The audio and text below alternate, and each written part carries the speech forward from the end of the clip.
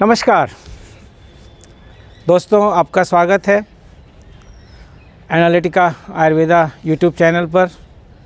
मैं प्रोफेसर आनंद चौधरी आपका अभिनंदन करता हूं, स्वागत करता हूं। आज आप कुछ नया देख रहे होंगे, बैकग्राउंड और भी कुछ परिवर्तन आप पाएंगे। तो इसका आशय क्या है? चिड़ियों की चहचहाहट आपको सुनाई दे रही है, पूरी धूप दिखाई दे रही है, अभी आपको किसी हॉर्न सुनाई दिया गाड़ियों का। इसका मतलब मैं खुले आसमान के नीचे और एक बिल्कुल स्वच्छ वातावरण में खड़ा हूँ। और ये विचार मेरे मस्तिष्क में बार बार आ रहा था। आज कुछ विभाग में निर्माण कार्य हो रहा है, रसायन विभाग में, तो बहुत तेज़ से कुछ ठोकने पीटने की सारी चीज़ें आवाज़ें आ रही थीं।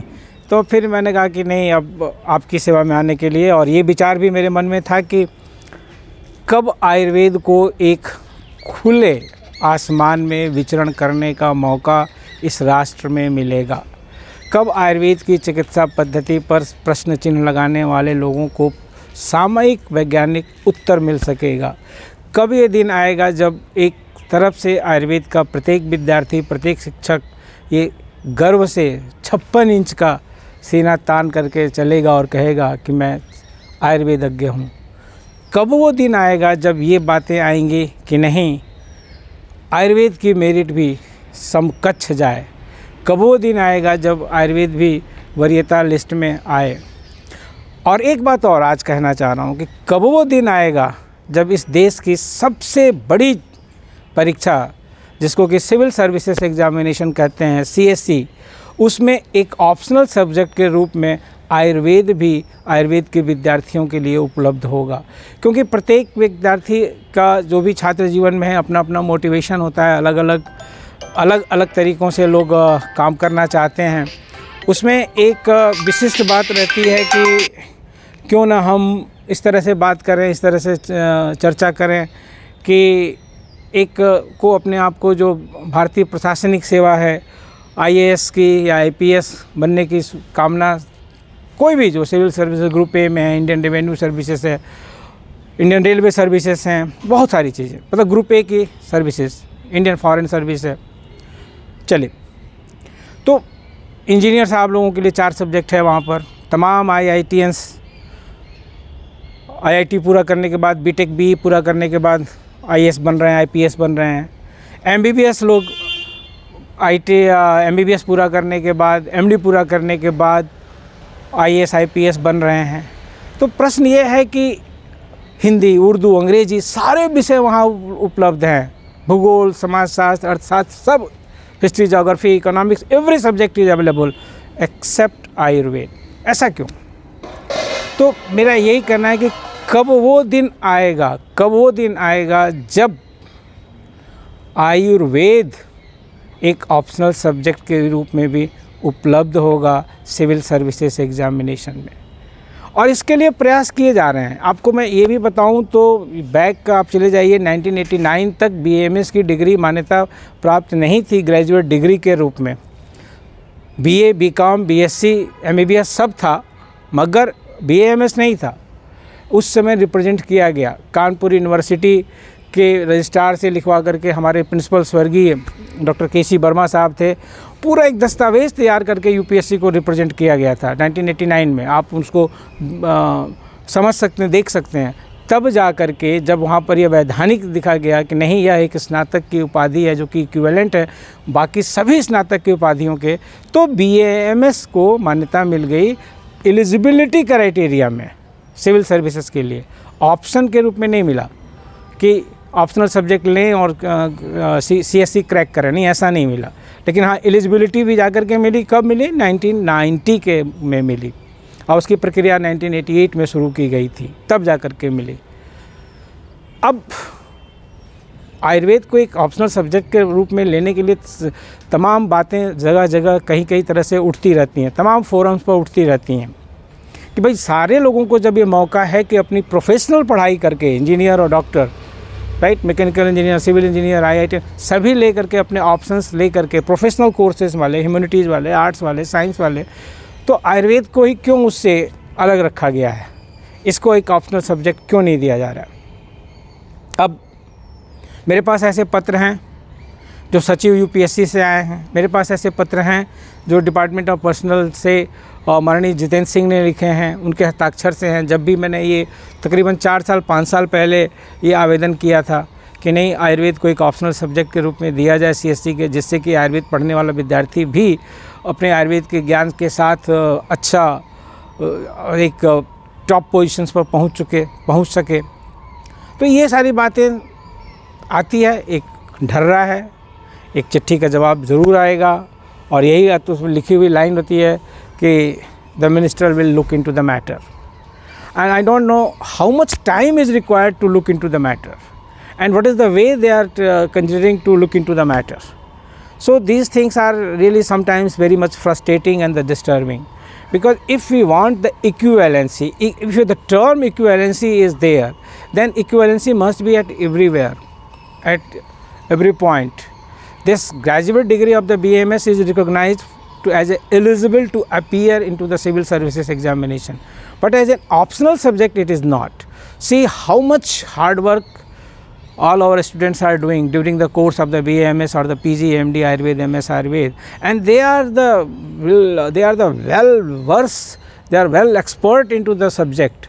And if this option is available, I mean Ayurveda as an optional subject, as the MBBS is, the allopathy is there, as the civil engineering is there, as the mechanical engineering is there, with all the individualized subjects of the arts and the humanities or the science. Why not this? If it is there, then this hard work of the 6th year or the 8th year, that may be fruitful in that capacity also, an administrator or the policy maker of this country, which is required. I remember one joint secretary, he is now retired and I am taking his name with honor, Sri R.P. Singh ji, joint secretary of the Department of Ayush at the moment. And he was from the UP cadre, and when the announcement was made that he is going to be the joint secretary of the Ministry of Ayush, Swargee Professor M.S. Baghel sir called me, where are you? मैंने कहा sir आज तो मैं लखनऊ में हूँ। कहा बहुत सही जगह पे हो, देखो ये आर.पी. सिंह जी जॉइंट सेक्रेटरी आयुष डिक्लेयर हुए हैं और लखनऊ में अगर तुम उनसे मिल सकते हो तो मिलो। मैं फिर मिला, ईश्वर प्रदत्त क्षमता है तो मैं आर.पी. सिंह साहब से मिला उनके ऑफिस में जा कर के, और उनके लिए जिसने हमें मिलवाया डीएम लखनऊ थे उस समय वो, तो उन्होंने कहा कि he is the one of the best officer of the our cadre, I mean UP cadre के बेस्ट ऑफिसर्स में से। तो मैं जा कर के उनके एक रेफरेंस में ही arranged the district magistrate Lucknow and I met with the Shri R P. Singh ji. तो he said me very clear one thing, why I should join as a joint secretary AYUSH. तो मैंने उनको कन्विंस करने की कोशिश किया, तो उन्होंने एक सेंटेंस बोला था, see I am MTech and what is the value addition from my side there in the ministry of Ayush.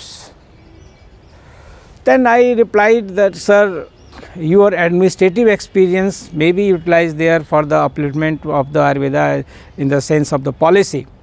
Then he asked me how much the budget. At that time it was only 500 crore. So I asked sir 500 crore. So he said, 500 crore for Ayush? He was surprised. He was thinking that it is more. And I said, sir, this is the time where you are required.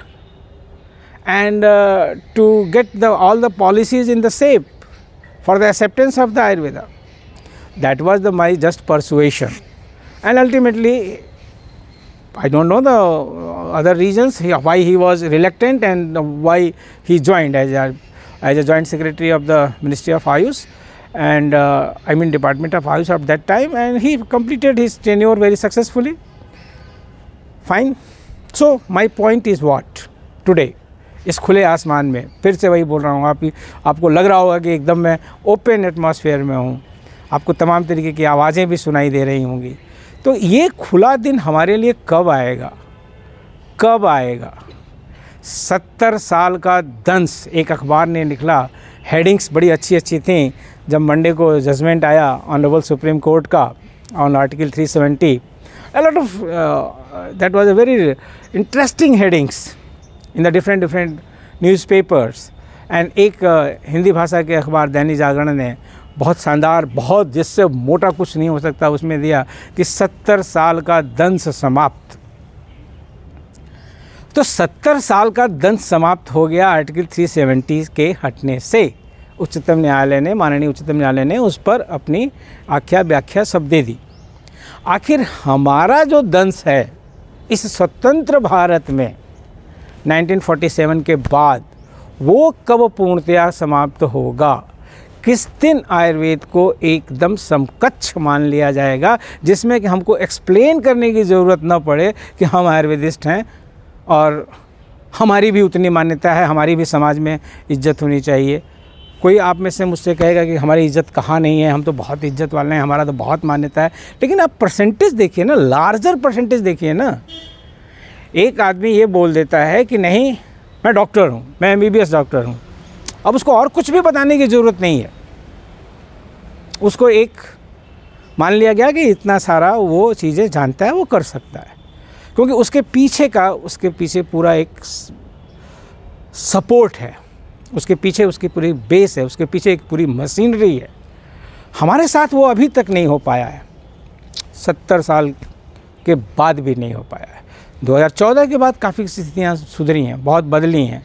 2047 जिसका कि अभी विकसित भारत का कायाकल्प जो अभी माननीय प्रधानमंत्री जी घोषणा करने वाले हैं, 17 तारीख को बनारस में आकर विकास संकल्प यात्रा से 17 दिसंबर, और ये वीडियो आपके पास होगा 15 दिसंबर को ये आपके सामने वीडियो होगा। ये तो एक ये जो भारत की विकास संकल्प यात्रा है उसमें क्यों ना यह भी लाया जाए कि आयुर्वेद के भी स्थापन, स्वातंत्र्य, समकक्षता, समायोजिता प्रत्येक स्तर पर की भी विकास यात्रा निकले। हम आयुर्वेदज्ञों के द्वारा यह प्रयास हो।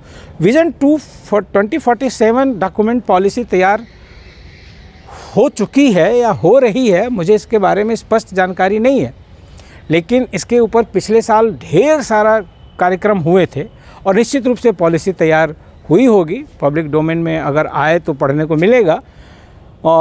लेकिन मैं ये कार्य करना चाह रहा हूँ कि एक ये हमारी जो विकास यात्रा है और ये जो भारत देश की एक विकसित राष्ट्र के रूप में जो संकल्प यात्रा शुरू होने जा रही है, तो क्या आयुर्वेद के भी स्वातंत्र्य, समकक्ष, विस्थापना, all the good words, when that time will be here, when Ayurveda will enjoy the complete equivalency at par with its excellence of at par. Yes, excellence of at par, excellence in education, excellence in practice, excellence in result oriented treatment, excellence in every point at par. Of course, there are the something where that may not be at par of anywhere. एक specialisation है, अगर cardiothoracic surgery है तो आयुर्वेद की cardiothoracic surgery नहीं होगी, लेकिन आयुर्वेद के जो अपनी विशेषताएं हैं, to treat the cardiac disorders और to treat the liver disorder और to do the something needful for all that is required and that should be at par, that should be at par to excellence. तो मैं आज आपसे इस देश की जो विकास संकल्प यात्रा जो माननीय प्रधानमंत्री जी 17 दिसंबर से बनारस से ही घोषित करने जा रहे हैं, हम भी उसी के साथ आयुर्वेद स्वातंत्र्य संकल्प यात्रा, आयुर्वेद समकक्षता संकल्प यात्रा का प्रारंभ करें और इस विजन को प्राप्त करें। हमारे कस्टोडियन मिनिस्ट्री ऑफ आयुष होगी, हमारी कस्टोडियन NCISM है, और हमारे कस्टोडियन ये हमारे संगठन हैं जो कि मान्यता प्राप्त हैं। ऑल इंडिया आयुर्वेद महासम्मेलन है, विश्व आयुर्वेद परिषद है, और भी तमाम संगठन हैं जो कि काम करना चाहते हैं, काम कर रहे हैं। तो एक सबको एक प्लेटफॉर्म पर मिलके क्यों ना एक आयुर्वेद स्वातंत्र्य संकल्प यात्रा का भी शुभारंभ एक अच्छे प्लेटफॉर्म से हो और सभी लोग इक्विवेलेंस एट पार हर एक क्षेत्र में, विशिष्टता में भी, कर्मठता में भी, ज्ञान में भी। हिंदी का विद्वान हिंदी का विद्वान है और अर्थशास्त्र का विद्वान अर्थशास्त्र का विद्वान है, अपने क्षेत्र, हम भी क्षेत्र में रहें, बाकी अपने क्षेत्र में रहें, हमारी कोई प्रतिबंधिता नहीं है, लेकिन हमें विशिष्टता और स्पेशलाइजेशन और super speciality that should B par without any question. And of course the optional subject because see here now with the BMS degree few students are qualifying civil services or state probable civil services examination. Having the BMS they are working as DM and this that, and it will come when they will be on the DM post also. But with the RA subject as it's available as CSC, this ratio will enhance anything. Now after stopping another subject to CSC, but after getting now the percentage of the BMS subjects into the policy maker will be high, and that will be beneficial wiring, and this will also help us to Ayurveda संकल्प यात्रा of 2047 इस सबके साथ वंदन स्वागत विचार कार्य योजना भी जाए और कार्य जाए। नमस्ते, खुले आयुर्वेद इतिहास में धन्यवाद।